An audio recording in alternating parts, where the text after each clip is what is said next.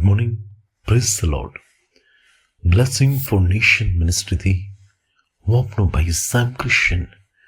ઈશ્વર પિતાએ આજે આપણને આપેલા આજના એક નવા સુંદર દિવસે આપને પ્રભુ ઈસુ ખ્રિસ્તના નામમાં પ્રેમી સલામ પાઠવું છું.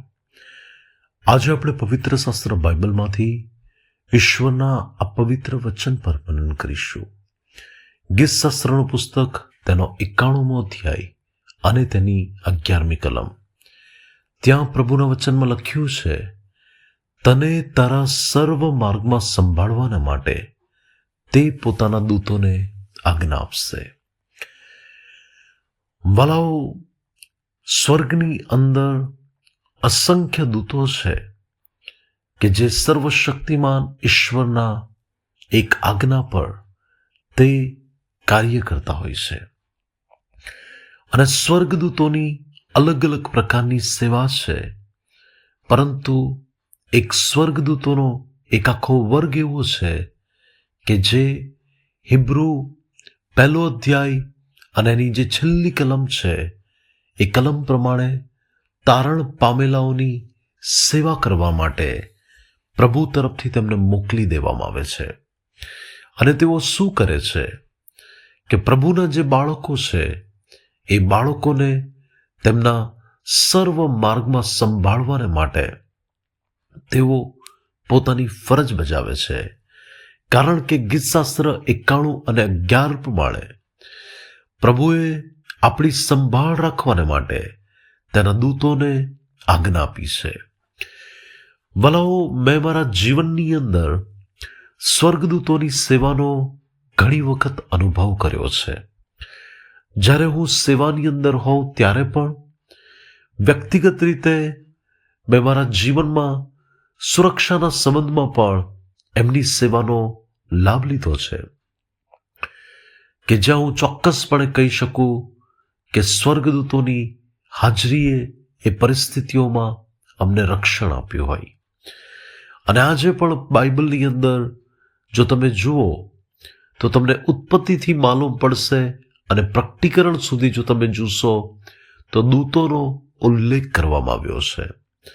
અને વલાઓ, આપણે એક એવા સંસારની અંદર છે કે જ્યાં શત્રુના આક્રમણો થતા હોય, એક એવો સંસાર કે જે જગ્યાઓ પર આપણે ઘણી પરિસ્થિતિઓમાં નિર્ગત થતા હોઈએ, એવા પડકારોની વચ્ચે શું કરવું એની ખબર ના પડતી હોય, તો એવા સમયે આપણી સુરક્ષાના માટે, આપણી મદદ માટે, આપણી સાથે ઊભા રહેવાના માટે પ્રભુ પોતાના દૂતોને મોકલે છે.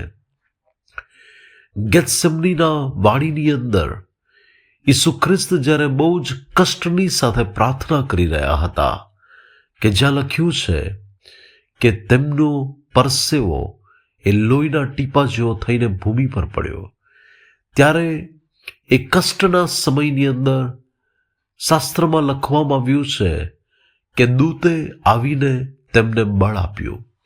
અને ભલાઓ, પ્રભુ એના દૂતોને આજે પણ આપણે સારું મોકલે છે.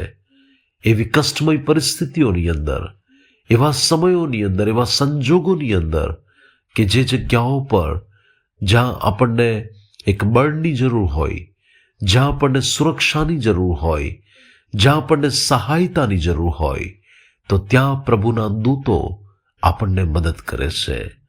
અને વાલાઓ, આપણે પ્રભુ ઈશુમાં ઈશ્વરના સંતાનો થવાનો અધિકાર પામેલા સર્વશક્તિમાન ઈશ્વરના બાળકો છીએ. ત્યારે આપણા બધાના માટે વ્યક્તિગત રીતે પ્રભુએ દૂતો ઠરાવેલા છે કે જે દૂત આપણી સાથે હોય છે, જે દૂત આપણી મદદ માટે હોય છે. અને વાલાઓ, આપણે તેઓ જે સેવા માટે છે એ સેવામાં આપણે આત્મિક રીતે જો એ અનુભવને જોઈશું તો તમે ચોક્કસપણે તેનો અનુભવ કરશો અને પ્રભુ ઈશુમાં સ્વર્ગીય પિતાને ધન્યવાદ આપશો કે પ્રભુ, તમે મારા માટે આ પૃથ્વી પર આવી સેવાઓ આપી છે. આપણા પરમેશ્વર ભલા છે, તેમની કૃપા સદાકાળની છે. અને આપણે એ પ્રભુનો હંમેશા આભાર માનીએ. એ સ્વર્ગદૂત જે આપણી સાથે છે એ બાબતને માટે પણ આભાર માનીએ અને પરમેશ્વર આપણને આશીર્વાદિત કરે. આવો પ્રાર્થના કરીએ. સ્વર્ગમાંના મારા પ્રેમાળ પિતા, પ્રભુ આજના વચનને માટે તમારો આભાર માનું છું. પ્રભુ, મારી પ્રાર્થના છે કે તમે તમારા બાળકોને જે સ્વર્ગદૂત આપ્યો છે, પ્રભુ, એની ઉપસ્થિતિનો અનુભવ તમે તેઓને આપો. તેઓ તેમની સાથે રહીને જે સેવા કરે છે એનો અનુભવ તમે તેઓને આપો. ઈસુ ખ્રિસ્તના નામમાં હું પ્રાર્થના કરું છું કે તારા લોકની આત્મિક આંખો ઉઘાડો કે તેઓ એ બાબતોને જુએ કે તમે તેમની કેવી રીતે કાળજી લો છો. તમારા દૂતને મોકલી આપીને, તમારા દૂતને તેમની સાથે રાખીને તમે તમારા બાળકોની કેવી સંભાળ રાખો છો. પ્રભુ, અમે સર્વ તમારી ભલાઈઓને માટે આભાર માનતા પ્રભુ ઈસુના નામે પ્રાર્થના કરીએ છીએ. આમીન. May God bless you. Have a blessed day. Shalom.